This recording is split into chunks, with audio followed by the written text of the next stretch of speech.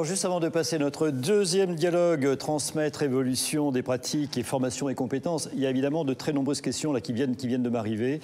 Je vous les livre un petit peu en vrac parce que de toute façon elles sont très intéressantes et elles sont absolument dans le cœur du sujet suite à l'intervention de Jean-Marc Jancovici, de nos différents invités. L'agriculture peut-elle être une source de solutions via le captage dans les sols? Moi, je ne suis pas le spécialiste loin de là, mais je vous réponds oui tout de suite. L'agriculture est également un puits de carbone. Quelle est l'empreinte de carbone net? Sur la déspécialisation de la production, avez-vous pris en compte le besoin de nourriture de territoires mondiaux qui ne peuvent se suffire à eux-mêmes? Ça, je pense que votre président en parlera donc en fin d'émission. Faut-il déplacer la population vers des zones plus productives?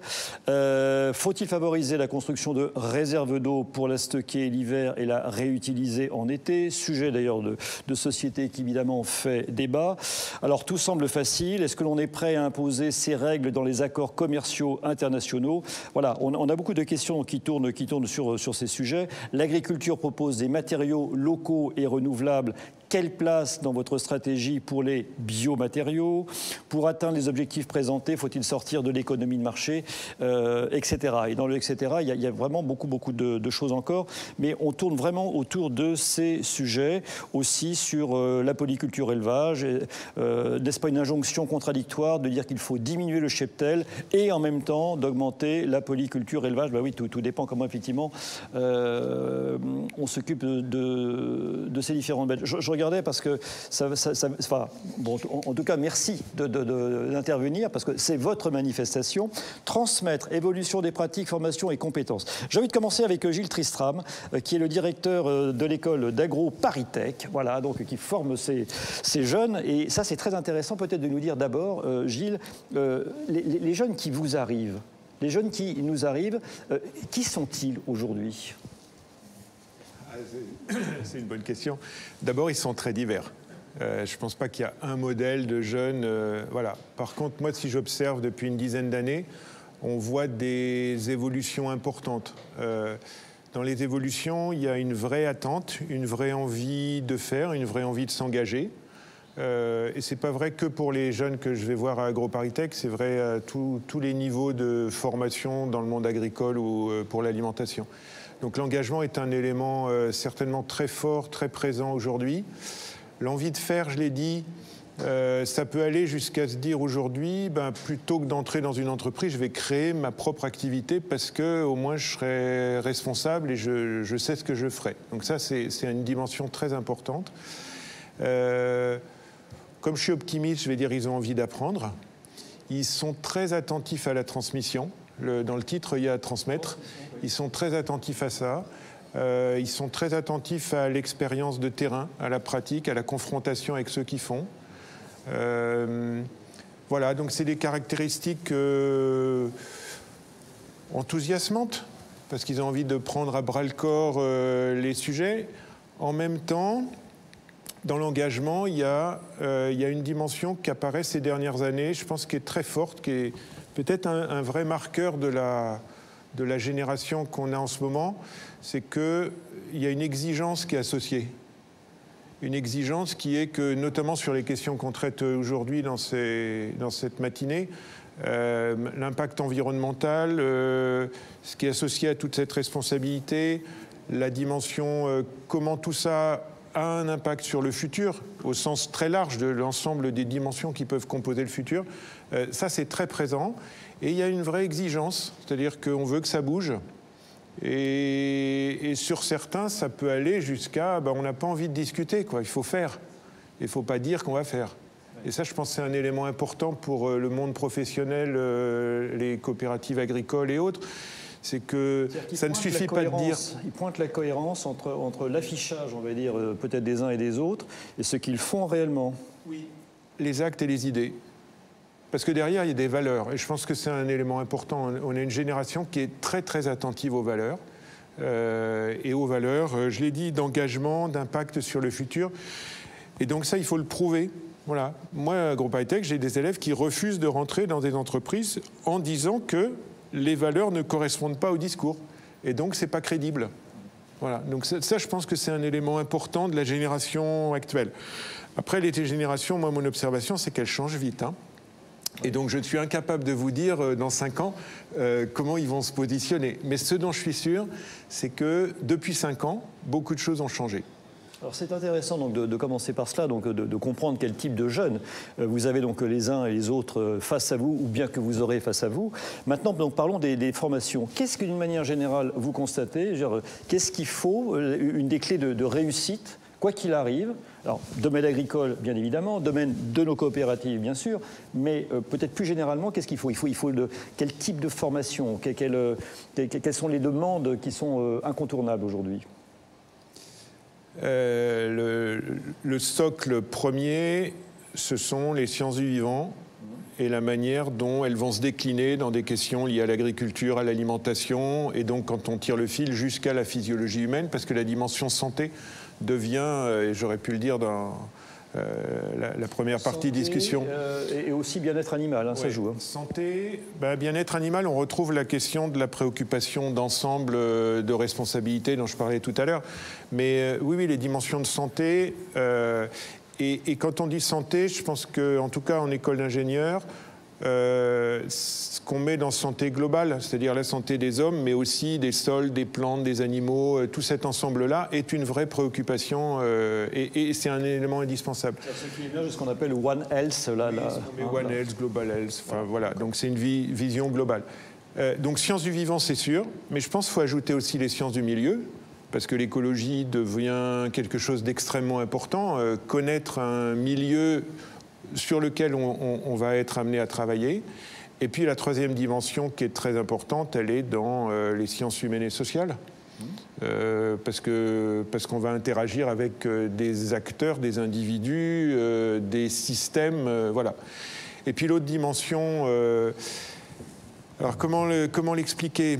On dit souvent qu'il faut une approche systémique. Et nous, on va le revendiquer au niveau des formations, master et ingénieur, c'est-à-dire une vue d'ensemble. Ça ne suffit pas de connaître les disciplines.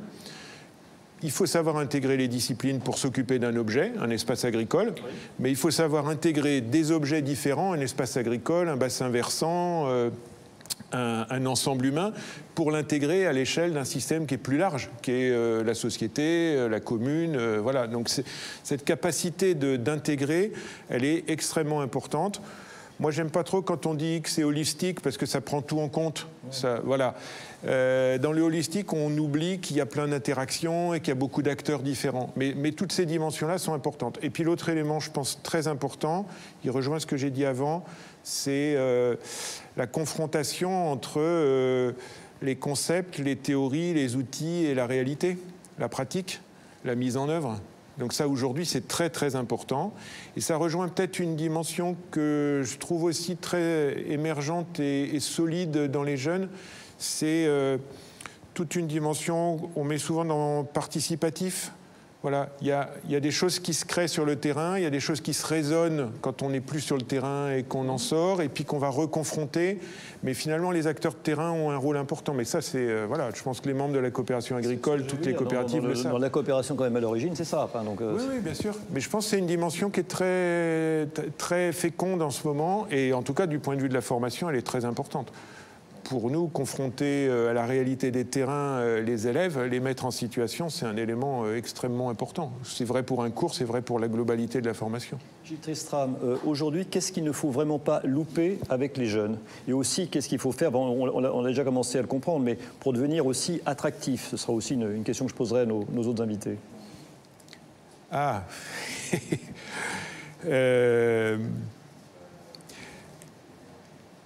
La table ronde précédente traitait d'innovation, je crois. La créativité, l'innovation, donner à cet ensemble-là la capacité à s'exprimer, c'est fondamental. Je vous ai dit, pour moi, ils ont envie de faire, ils ont envie de pratiquer, d'y aller, d'oser, voilà. Et il faut se dire, ils sont désinhibés sur le fait de faire. Alors que si on était 10 ans en arrière, je pense qu'il y avait des inhibitions. Donc ça, c'est donner la liberté à exprimer cette créativité, c'est important. Y compris jusqu'à l'échec. On voit ce monde des start-up ou des idées, elles vont se planter. Mais finalement, c'est pas grave, parce que la trajectoire d'apprentissage qui est dedans est quelque chose d'important. Donc voilà, ça c'est un premier élément.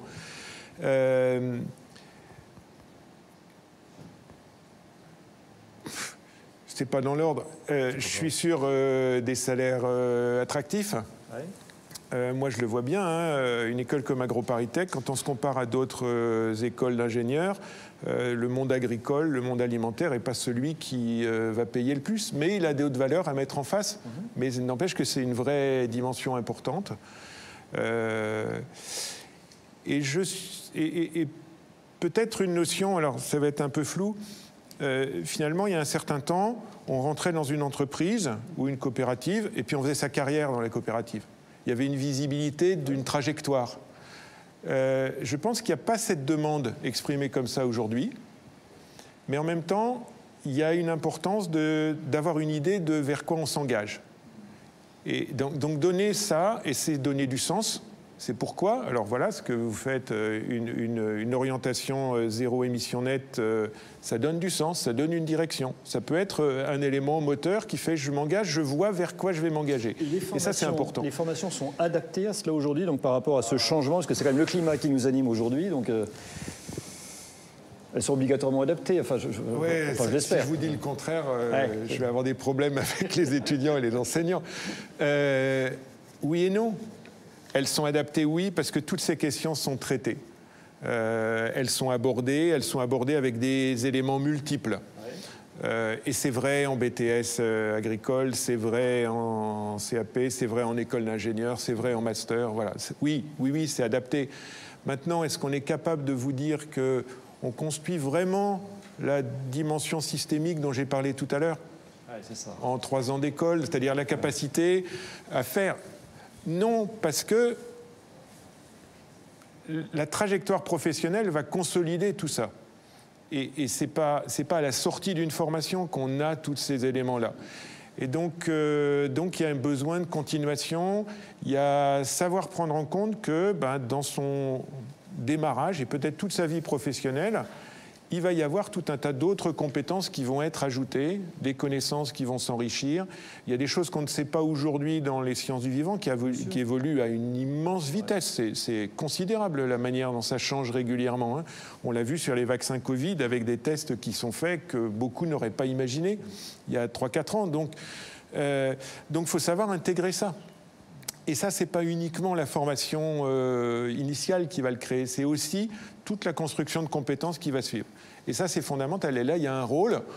Moi, mon espoir, c'est que ce rôle, ce soit la continuation de ce qu'on fait dans une école comme AgroParisTech et dans la vie professionnelle et qu'il y ait des allers-retours. Voilà. Moi, je suis marqué. On voit revenir vers l'école des jeunes, je vais dire jeunes par rapport à moi, c'est-à-dire qui ont 10-15 ans d'activité professionnelle et qui viennent nous voir en disant « mais j'ai des idées, j'ai envie de créer quelque chose ». J'ai envie d'une bifurcation, j'ai envie de reconsolider mes connaissances et qui reviennent pour ces dimensions-là.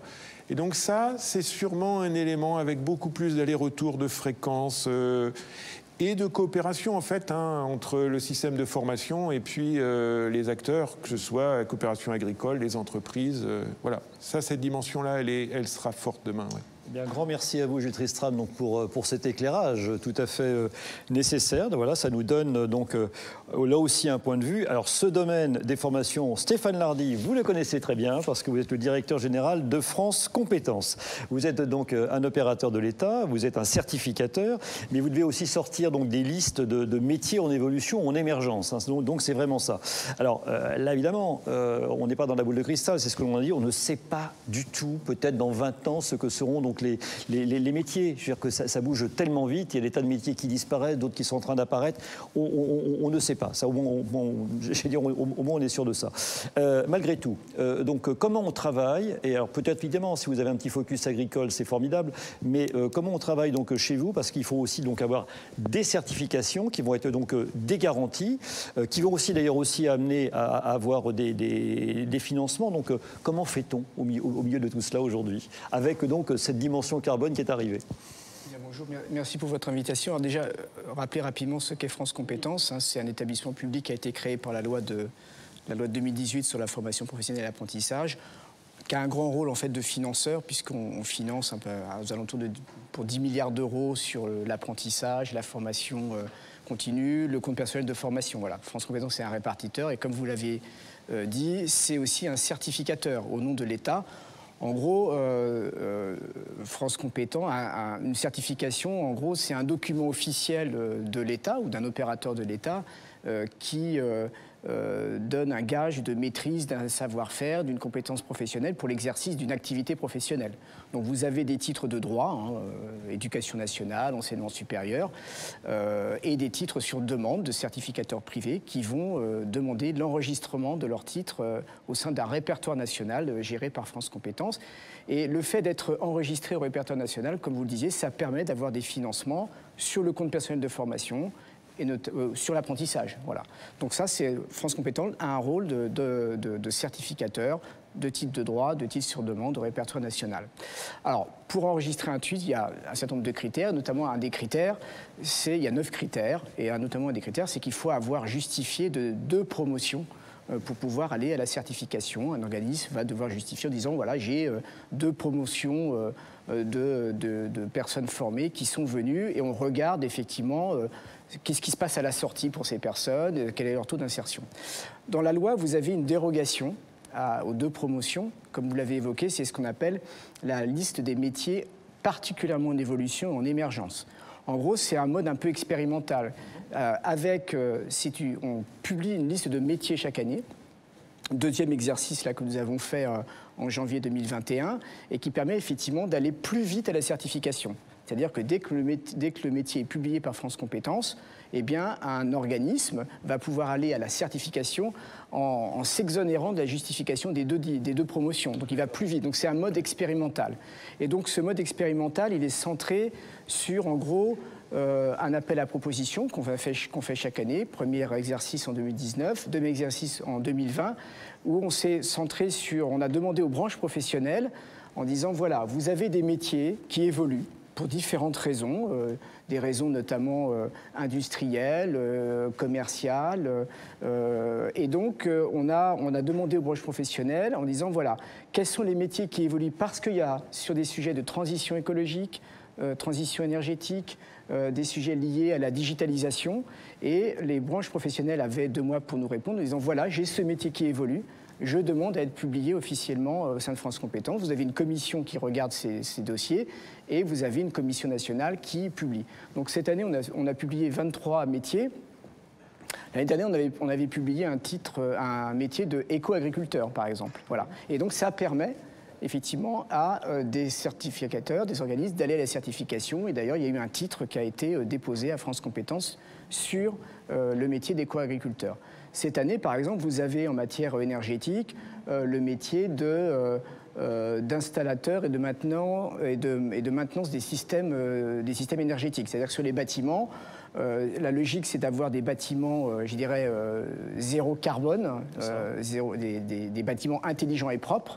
Donc c'est issu de la loi 2020 sur l'économie circulaire et on a une branche professionnelle qui nous a fait une demande de technicien d'installation et de maintenance des systèmes énergétiques, c'est-à-dire qu'il va travailler ce technicien sur le système de chauffage, l'air, voilà, tout ce qui est climatisation pour avoir un bâtiment intelligent et zéro carbone. Voilà. Et actuellement, il n'y a pas de titre sur ce métier-là. Donc on a accepté effectivement ce métier et on attend maintenant qu'un organisme vienne demander une certification tout de niveau BTS ou au niveau master. Oui, voilà. Parce qu'en fait, aujourd'hui, entre l'évolution extrêmement rapide des métiers, et puis je le disais avec un gros point d'interrogation, on ne sait pas du tout forcément ce que ça va être demain, les diplômes doivent quand même être conformes aux évolutions de ces métiers.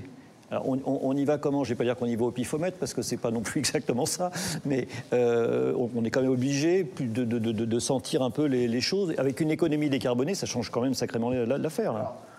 Logiquement, les branches, au sein des branches, elles font ce qu'on appelle de la gestion prévisionnelle des emplois et des compétences. Oui, voilà, donc vous avez des branches qui sont suffisamment outillées pour le faire.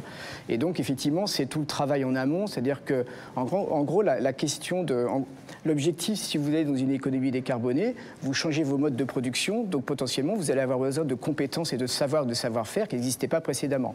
Donc, c'est une grande chaîne. Avant d'arriver au salarié qui est compétent là en aval, il faut pouvoir dire, voilà, si je veux une économie décarbonée, je regarde, je fais ma gestion prévisionnelle des emplois et des compétences. Qu'est-ce que ça va changer sur mes métiers, sur mes besoins en compétences? je vais travailler sur une certification et après je vais adapter ma formation qui va faire en sorte que je vais former mes salariés, les salariés, aux évolutions liées à une économie décarbonée. Dans le secteur de... Je ne suis pas un spécialiste de l'agriculture, hein, mais dans ce secteur des coopératives agricoles, c'est effectivement, ça va du technicien à l'ingénieur. Donc voilà, donc c'est vraiment des métiers qui sont extrêmement divers. Donc la branche professionnelle, elle doit utiliser ce qui existe en termes de gestion prévisionnelle des compétences, et en cela, elle a ce qu'on appelle un opérateur de compétences, ce qu'on appelle les OPCO, qui va l'aider à faire de l'ingénierie de compétences. Voilà. Je pense que pour la coopérative agricole, ils doivent relever de l'OPCO qui s'appelle OCAPIAT, qui relève de l'agriculture agroalimentaire. Et donc, c'est un opérateur de compétences qui va les aider à faire de l'ingénierie de certification, à faire de l'ingénierie de la GPEC également, puisque c'est... la GPEC, excusez-moi. La gestion prévisionnelle des emplois et des compétences. Pardon, excusez-moi, pas utiliser de sigle. La gestion prévisionnelle des emplois et des compétences, c'est-à-dire que vous avez, chaque branche professionnelle, logiquement, a des observatoires. Oui. Ce qu'on appelle les OPMQ, les observatoires prospectifs des métiers et des qualifications, qui font des études prospectives, qui disent voilà, j'ai ces évolutions sur mes métiers, et donc voilà, ça nécessite une évolution sur mes compétences. Voilà, ça c'est tous ces sujets, et c'est fondamental que les branches professionnelles s'appuient sur ces opérateurs de compétences qui vont les aider à construire une gestion prévisionnelle des emplois et des compétences, à créer les certifications qui sont nécessaires à l'évolution des compétences et à les aider effectivement à enregistrer des titres. Donc il y a vraiment c'est pas de l'économie circulaire, mais c'est la compétence, voilà, c'est tout à fait circulaire entre ma gestion prévisionnelle des emplois et mes besoins en main-d'œuvre que j'aurai dans les 10 ans qui viennent. C'est pas toujours simple parce que je pense qu'il ne faut pas rentrer dans une logique totalement adéquationniste, parce qu'autrement le diplôme, le titre n'a plus de valeur. Donc on doit trouver en fait un équilibre entre les besoins des entreprises, mais aussi des salariés, puisque le titre, c'est une valeur d'usage, et c'est une valeur de mobilité professionnelle pour le salarié. Et donc ça, c'est tout ce travail qui est fait par la branche professionnelle en liaison avec son opérateur de compétences. Il faut vraiment s'appuyer dessus, c'est un élément essentiel, surtout dans un secteur où vous avez beaucoup de petites entreprises. C'est un secteur où vous avez des très petites coopératives et elles ne peuvent pas travailler toutes seules. Vous avez une coopérative, vous avez 10, 15 salariés, c'est compliqué de faire de la gestion prévisionnelle des emplois et des compétences tout seul, donc vous avez cet opérateur qui va aider. Voilà, qui va aider sur les territoires à construire effectivement ce nouveau modèle des besoins en compétences dans les années qui viennent, et notamment dans une logique d'économie décarbonée. Voilà, alors si vous ne connaissiez pas, et ben voilà, maintenant vous savez grâce à vous ce qu'est France Compétences, donc grâce à vous Stéphane Lardy. Merci à vous. Je regarde en même temps évidemment vos questions qui sont alors, mais qui correspondent absolument au côté très hétérogène hein, de vos coopératives. Réduire sa consommation de viande est indispensable. C'est un éleveur donc qui le dit oui, mais à condition de pouvoir monter en gamme. Et en nous disant aussi, ça, je complète avec une autre réaction, monter en gamme, oui, à condition que le consommateur évidemment soit prêt aussi, et aussi donc à y mettre plus cher. La forêt des agriculteurs coopérateurs peut être une solution pour capter le CO2 et avoir un bilan neutre. Et évidemment que le domaine forestier, puisque les deux grands puits, vous le savez aujourd'hui, de carbone, c'est à la fois les océans et donc la biomasse, donc les forêts. Oui, bravo d'aborder ce sujet donc, à ce niveau. Est-ce que le transport des denrées alimentaires est compté aussi? Jean-Marc Jancovici en a donc parlé tout à l'heure. On parle beaucoup de l'impact climatique de la viande, mais quid du riz très émetteur de méthane? Oui, évidemment que c'est très émetteur de méthane. Il y a juste eu une phrase de Jean-Marc Jancovici sur ce sujet. À vous écouter, doit-on cesser l'export? Voilà, donc c'était toutes vos interrogations qui remontent. Alors, vous voyez, il y en a, je sais, il y en a allez, plus de 200. Alors, je vois les réactions attristées de ceux qui ne comprennent pas le besoin de réduire le cheptel. Je les comprends bien sûr, mais attention aux détails. Compter les têtes de bétail est différent de la production en kilos. Merci pour cette réaction. Il manque un distributeur sur cette table ronde. Voilà, donc, bon, continuez. On va essayer de répondre peut-être tout à l'heure, en partie, je dis bien en partie, parce qu'il y aura de la frustration. Hein. C'est pas d'un claquement de doigts. Ce que je vous propose, c'est de continuer à nous faire du bien. Et pour nous faire du bien, eh bien, nous avons du Merlot et du Cabernet Sauvignon.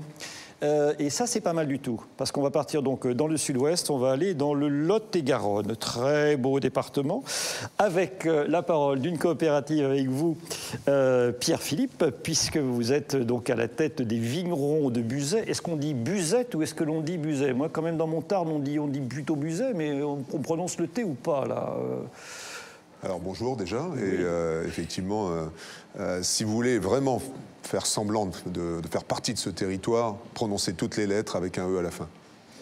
Donc c'est du Buzette, c'est un marqueur territorial pour nous. Oui. Bon, on est de Buzette. 2000 hectares aujourd'hui, combien de coopérateurs? Environ 160 adhérents, oui. 160 adhérents, donc une coopérative, vous l'avez dit, qui est située en Lot-et-Garonne, un territoire de polyculture. C'est important pour nous. Donc là, moi, mon propos aujourd'hui est de venir peut-être parler de l'expérience que j'ai faite dans cet accompagnement du changement, parce que je suis arrivé dans une relativement petite coopérative, même si dans le secteur viticole, qui est extrêmement atomisé, nous avons une taille, je dirais, assez significative malgré tout. Donc 160 adhérents, habitués aux pratiques, on va dire, conventionnelles.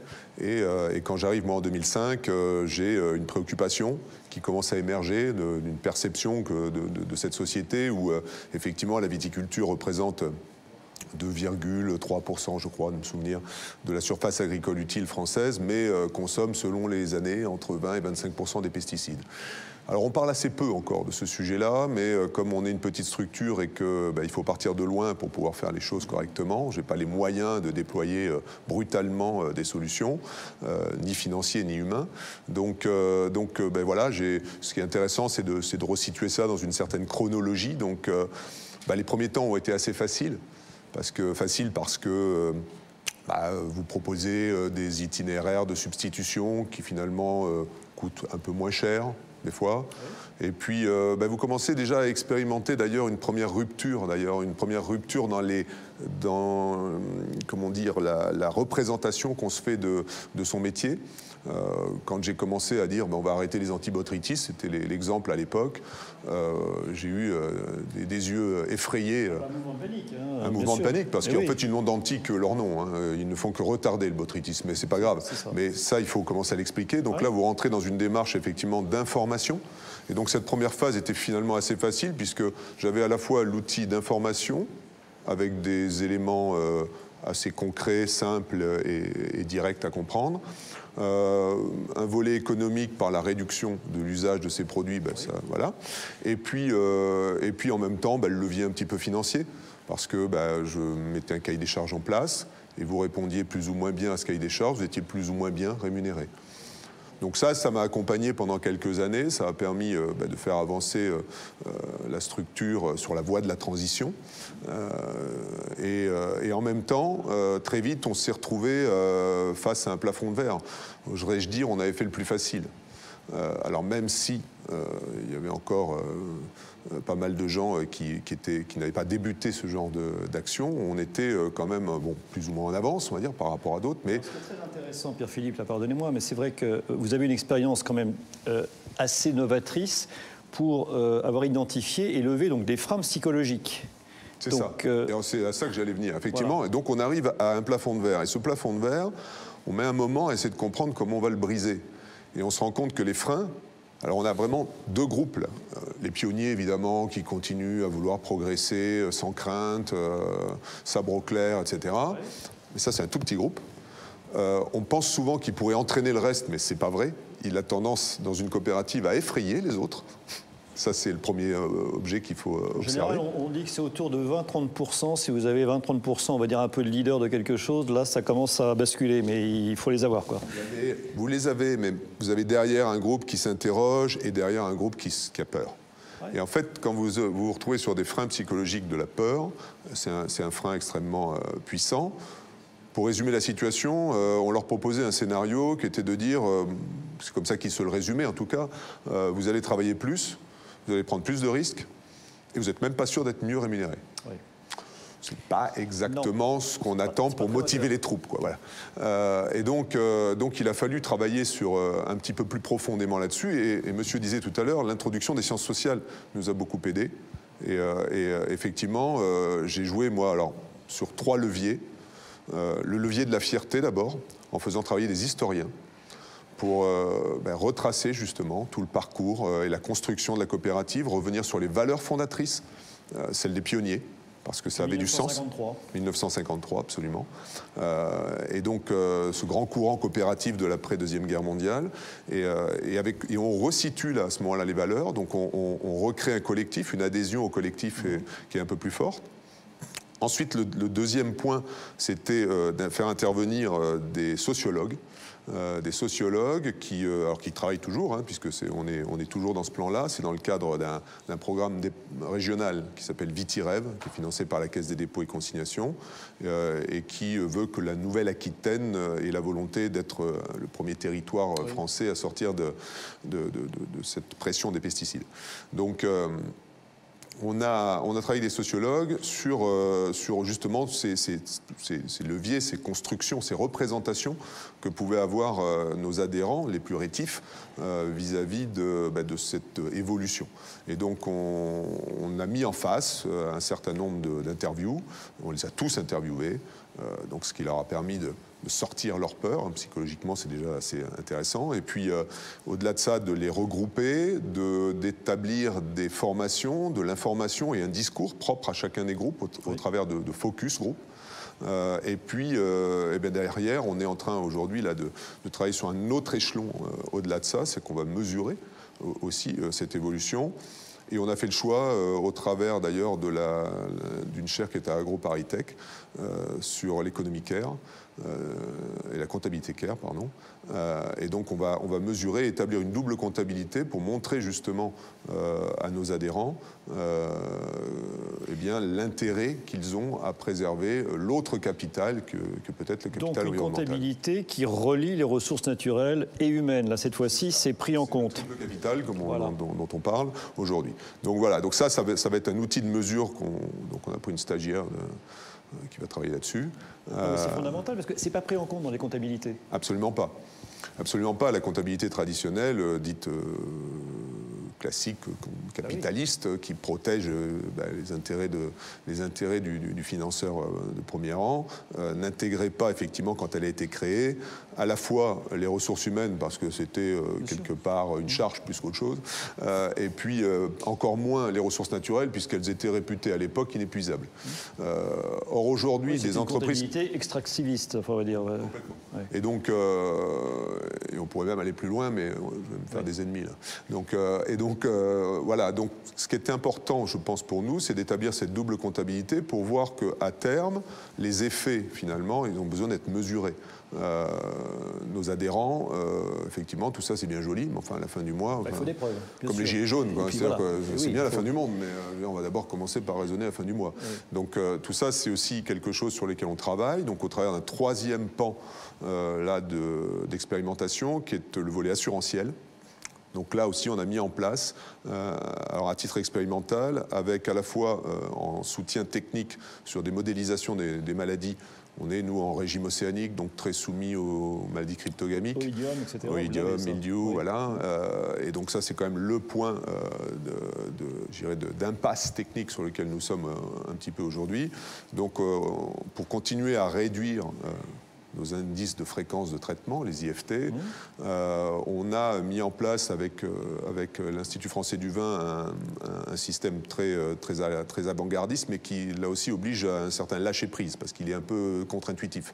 C'est-à-dire que, généralement, vous voyez qu'il a plu, plus de 20 mm, on sort vite dans le hangar, on prend le tracteur et on va faire un peu d'épandage. Bien sûr.